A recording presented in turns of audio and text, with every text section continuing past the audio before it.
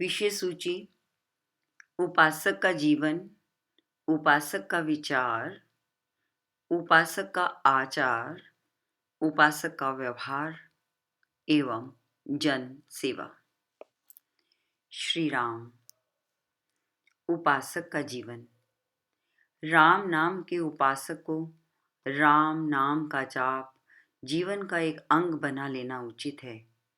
दैनिक कार्यक्रमों में नाम जाप को मुख्य स्थान देना चाहिए। जो नाम का आराधन करने वाले लोग हैं और राम नाम मंत्र को प्रतिदिन नियम पूर्वक जपते हैं तथा ऐसे जाप से जो उन्हें लाभ होता है, अपने अनुभव से वे कहते हैं कि 10 सहस्त्र से कुछ अधिक नाम जाप की संख्या तो अवश्य होनी चाहिए। जिस प्रकार हमारे सत्संग में नाम दिया और लिया जाता है, यह रहस्यवाद है और इस विधि में राम नाम एक जागृत चैतन्य मंत्र होता है जो साधक के अंतःकरण में स्थापित किया जाता है। इसलिए इसका आराधन एक मंत्र योग का आराधन है जो अन्य योग साधनों से सुखद, सुलभ और अधिक फलदायक है। ऐसी धारणा उपासक में जितनी सजग, सजीव, सबल और सुदृढ़ होगी, उतना ही साधक आगे बढ़ता चला जाएगा। इस साधना के मार्ग में श्री राम स्वयं सहायक होते हैं, क्योंकि इस मंत्र के वे ही अधिष्ठात्री देवता हैं। मंत्र जाप करने वाले उपासक को यह निश्चय करना चाहिए कि वह मंत्र जाप से अपने आप को श्री राम के पास पहुंचा रहा है और उसकी कृपा का पात्र बनता चला जा रहा है। इस धारणा के साथ जो उपासक जप करता है, वह ब्रह्म सन्निधि को लाभ है। यह मंत्र योग का महात्म्य है। अध्यात्मोन्नति के सब अंग मंत्र में उसी प्रकार समाये हुए हैं जिस प्रकार बीज में वृक्ष समाया हुआ होता है। नाम बीजाक्षर के आराधन से ही योग का सारा विकास अपने आप होता चला जाता है। योग उन्नति की चिंता उपासक को नहीं हुआ करती। उसे किसी बात का ध्यान होता है तो केवल मंत्र जाप का। उसको उन्नत करना मंत्र के देवता का काम है, क्योंकि इस मार्ग में संत लोग मंत्र के देवता को मंत्र में मानते हैं। यह एक इस मार्ग का गहरा भेद है जो साधक के चित्त में सुस्थिर हो जाना आवश्यक है। श्री स्वामी सत्यानंद जी महाराज। उपासक का विचार।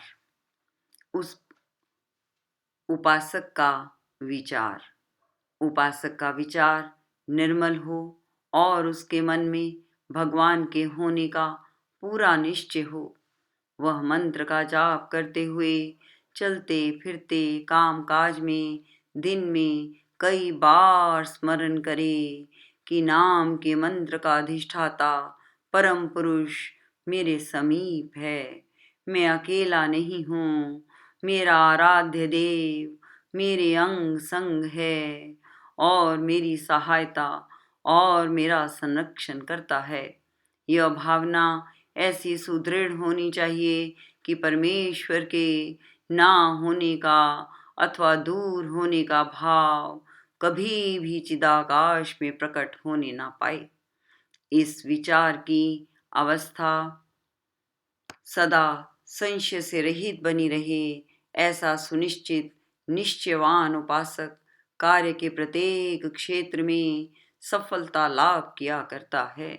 उसकी कठिनाइयाँ आप ही आप दूर हो जाती हैं और उसका आध्यात्मिक मार्ग अपने आप खुलता चला जाता है। नाम का जाप एक प्रकार का विचार योग ही है।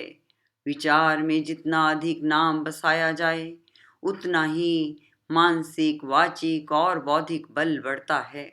इससे संकल्प शक्ति बड़ी प्रबल बन जाती है। नाम का विचारक अपने संकल्प से दूर दूर तक शुभ का संचार करने में समर्थ हो जाता है। नाम का चिंतन करने वाले उपासक के जीवन में शुभ ऐसे ही प्रकट होता जाता है जैसे खिलते हुए पुष्पों में सुगंधि। जब उपासक लोग नाम की आराधना करते हैं, तब एक प्रकार से वे विशाल आकाश में आस्तिकता के, सत्य के और धार्मिक विचारों के प्रबल तरंग उत्पन्न करते हैं। उनके इन तरंगों से अपने आप ही समीपस्थ और दूर स्थित मनुष्यों में श्रद्धा, भक्ति, आचार सुधार के संस्कार स्फुरित हो जाया करते हैं। जैसे शब्द और रूप एक स्थान से दूसरे स्थान में आकाश तरंगों के साथ जाते हैं, इसी प्रकार संकल्प भी बहुत दूर तक जाता है। कई ऐसे मनुष्य होते हैं जिनकी ग्राह्य शक्ति प्रबल हुआ करती है। वे जागृत अथवा स्वप्न में उन संस्कारों को ग्रहण कर लेते हैं और उनमें शुभ भावनाएं स्वमेव उद्भूत हुआ। इसलिए नाम के उपासक को यह विश्वास रखना चाहिए कि जहाँ नाम की साधना से वह उत्तरोत्तर अच्छा होता चला जाता है, वहाँ यह साधना दूर तक शुभ संस्कारों के बीजों की बखेर करती रहती हैं। अतएव नाम का चिंतन, नाम का जाप, नाम का कीर्तन साधक को बड़ी भावना और भक्ति से करते रहना उचित है और यह साधना संसार के लिए बड़ी कल्याणकारिणी है। श्री स्वामी सत्यानंद जी महाराज।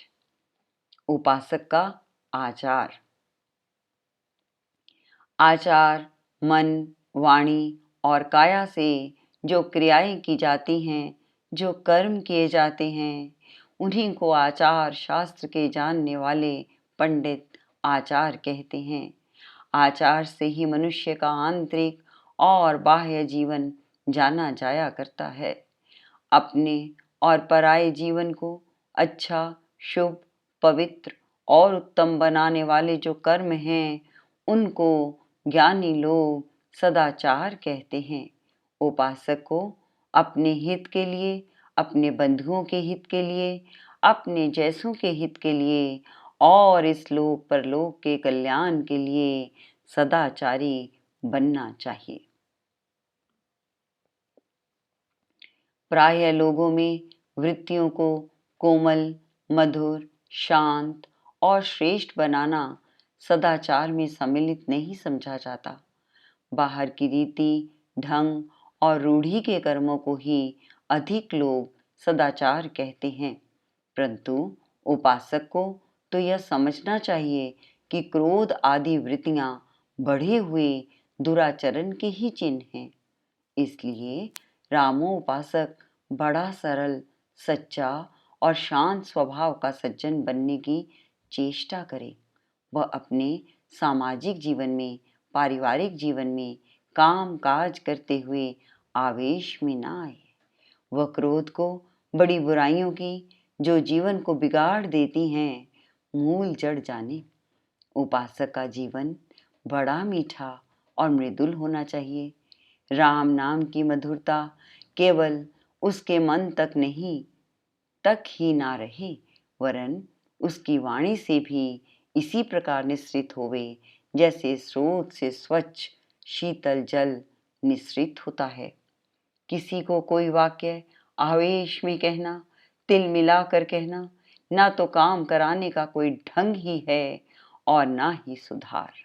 यह दृढ़ निश्चय होना चाहिए कि सरलता, मधुरता, शांति और सत्यता बड़े प्रबल साधन हैं काम कराने के और सुधार के। मिलने जुलने वाले सगे संबंधी इष्ट मित्र रामोपासक की साक्षी दें कि यह बड़ा शांत, प्रियभाषी, सच्चा और सभ्य तथा शिष्टाचारी है, तो समझो कि साधक का जीवन अपने आप दूसरों पर प्रकट हो रहा है, जो होना ही चाहिए। साधक में ईर्ष्या, द्वेष और कलह की वृत्तियां नहीं होनी चाहिए। ये वृत्तियां साधक के मानस कमल कुंज को जहाँ दग्ध करने का काम करती हैं, वहाँ परिवार में और समाज में भी व्याकुलता उत्पन्न कर देती हैं। रामोपासक ऐसा होवे कि उसके लिए लोग कहें कि कलह कलेश से, राग द्वेष से, पक्षपात से, हठ धर्मी से पार है। उसमें ये दुर्गुण दिखाई नहीं देते। ऐसे गुण युक्त रामोपासक उनकी अपेक्षा अधिक भले काम करते हैं, जो लोग पक्षपात, धड़े बंधियां, कलह कलेश आदि दुर्गुणों के अड्डे बने रहते हैं। यह सच जानना चाहिए कि सरल और सच्चा जीवन जो वृत्तियों के वशीकार से प्राप्त होता है, वह स्व पर के सुधार और उद्धार का बड़ा भारी कारण हुआ करता है। रामोपासक के जीवन में सत्यता, निरभिमानता और विनीतता बहुत बसी रहनी चाहिए। यदि ये शुभ गुण किसी साधक में ना बस पाए हों, तो समझना चाहिए कि उसकी साधना सन्मार्ग से नहीं चल रही है। वह वृत्तियों के जगत में ही उलझा रहता है।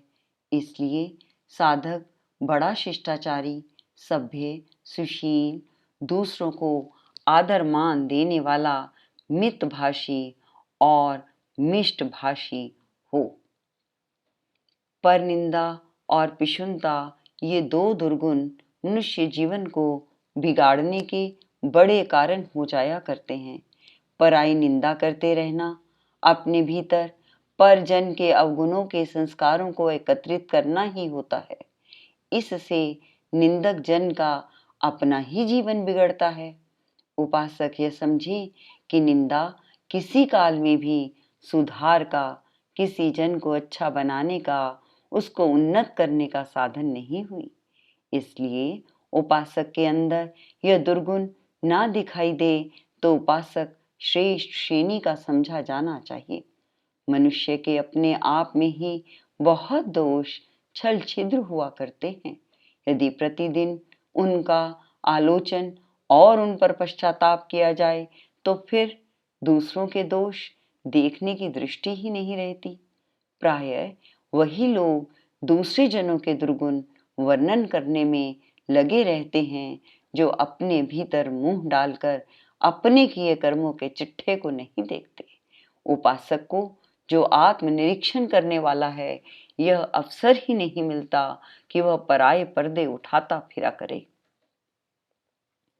इसी प्रकार पिशुनता, एक की बात दूसरे को बताना और बढ़ा चढ़ाकर मिर्च मसाले लगाकर वर्णन करना, फूट फैलाना, मनोमालिन्य का मैल उत्पन्न करते रहना, यह घृणित दुष्कर्म है। यह दुष्कर्म उपासक जन में नहीं होना चाहिए। वृत्तियों को मधुर, सुंदर, स्वच्छ और शांत बनाने के लिए उपासक का कर्तव्य है कि वह क्रोध को प्रीति से जीते, वैर को मैत्री से मार डाले, अभिमान, अहंकार को विनीत बनकर दीनहीन जन की सेवा शुश्रूषा करके और सेवा भाव से शांत करे। ईर्ष्या को मेल मिलाप से मिटा डाले, लोभ को दान पुण्य से वश में करे और निंदा को पर गुण और पराये शुभ कर्मों को वर्णन करके उस पर विजेता बन जाए। उपासक का जीवन गुण ग्रहण करने का, शुभ देखने का, मेल मिलाप का और परहित दृष्टि का होना बहुत ही उचित है। श्री स्वामी सत्यानंद जी महाराज। उपासक का व्यवहार। पारिवारिक बंधुओं से, सगे संबंधियों से जाति बिरादरी के जनों से, मिलने जुलने वाले लोगों से, काम काज के क्षेत्र में, लेन देन के मैदान में, नौकरी सेवा के कामों में जो दूसरों के साथ बर्ताव किया जाता है, उसी को समझ वाले सज्जन व्यवहार कहते हैं। इस व्यवहार में उपासक का जीवन सादा, सरल, सच्चा, निष्कपट, छल छिद्र से रहित और बहुत ही शुद्ध हो तो उपासक की उपासना के प्रभाव का परिचय मिलता है। जैसे साधारण व्यावहारिक लोग अपने व्यवहारों में दाव पेच, ऊंच नीच, अपकर्म और कुकर्म करते रहते हैं, यदि वैसा ही व्यवहार उपासना करने वाले जन का भी हो तो समझना चाहिए कि उपासक के जीवन में, उसके काम धंधों में, उसके वर्तन व्यवहार में उपासना का कोई प्रभाव नहीं है। जो बात मनुष्य के मन में हो वही वाणी और कर्म में आए तो ठीक होता है। यदि उपासना के मानस भाव सदकर्मों में प्रकट हुए तभी समझा जाता है कि उपासक ठीक उपासना करता है और उसने उपासना के मर्म को जाना है। यदि ऐसा ना हो तो समझना चाहिए कि उपासक की उपासना निरी रट और निरा आडंबर है। समाज व्यवहार से ही मनुष्य के भीतर के भावों को जाना करता है, इसलिए उपासक के भीतरी भाव उसके बाहर के व्यवहार में ऐसे ही चमकने चाहिए जैसे रात्रि के आकाश में तारे चमका करते हैं। उपासक व्यवहार में बड़ा कोमल, कर्मों वाला, सुधरा हुआ, शिष्ट, सभ्य और सुशील हो और उसका लेन देन, क्रय विक्रय, कार व्यवहार स्वच्छ और निर्दोष हो। उपासक को चाहिए कि दूसरे को आदर मान देने में भी कभी कंजूस ना बने, दूसरे के लिए सदा उदार बना रहे। जन सेवा,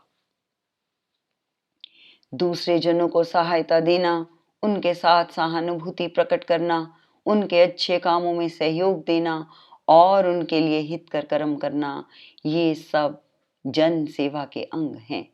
जो उपासक राम नाम का मधुर रस चख पाए हैं, जिनको शांति प्राप्त हुई है, जिनको एकाग्रता का लाभ हुआ है और जिनमें राम नाम बस गया है, उनको चाहिए कि वे अपने दैनिक कामों से समय निकाल कर समाज के दीनहीन जनों के सुधार में भाग लिया करें। कोई भी मनुष्य सारा दिन नाम की आराधना में लगाता हो, ध्यान में बैठा रहता हो अथवा स्वाध्याय ही करता रहता हो, ऐसा देखने में नहीं आता। ये ऐसे काम तो कुछ मासों के लिए साधना साधने वाले साधकों को करने होते हैं। यदि इसमें बरसों कोई बिताने लगे तो उसका समय आलस्य में, प्रमाद में, व्यर्थ क्रियाओं में, इधर उधर भटकने में ही बीता करता है। इसलिए जिन सज्जनों को साधना की थोड़ी बहुत सिद्धि प्राप्त हो गई हो और जिन्होंने साधना के रस का स्वादन कर लिया हो, उनको यदि अवसर मिलता हो तो समाज की सेवा में उसको व्यतीत करना उचित है। भले मनुष्य शांत स्वभाव के जन यदि समाज सेवा करें तो देश और जनजाति के जनों का अधिक हित होता है, उससे सामाजिक सुख की वृद्धि होती है।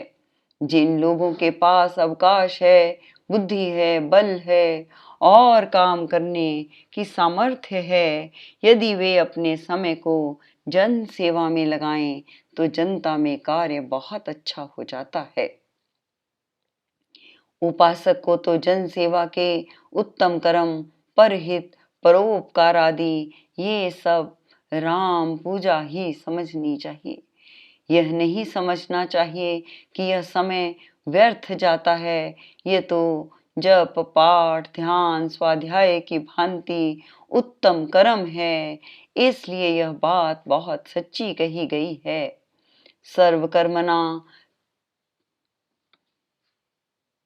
तम्भ्यर्च्यम सिद्धिम विन्दति मानवः।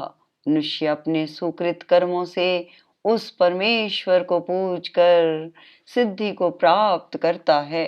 उपासक के लिए तो सेवा राम पूजन की सामग्री ही है।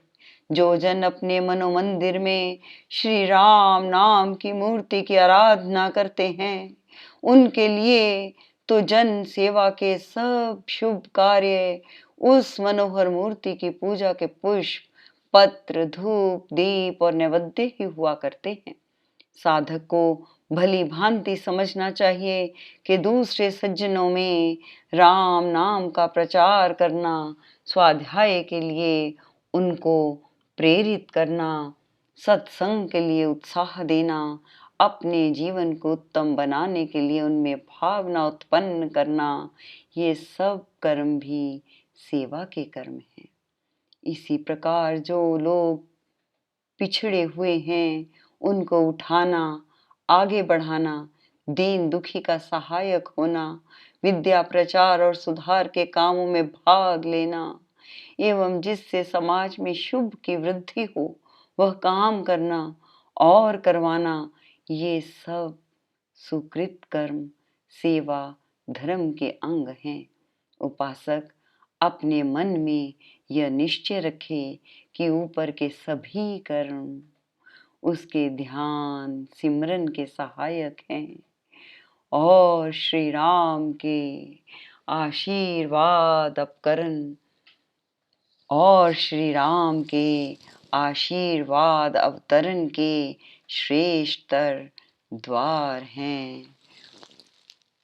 श्री राम, श्री राम, श्री राम।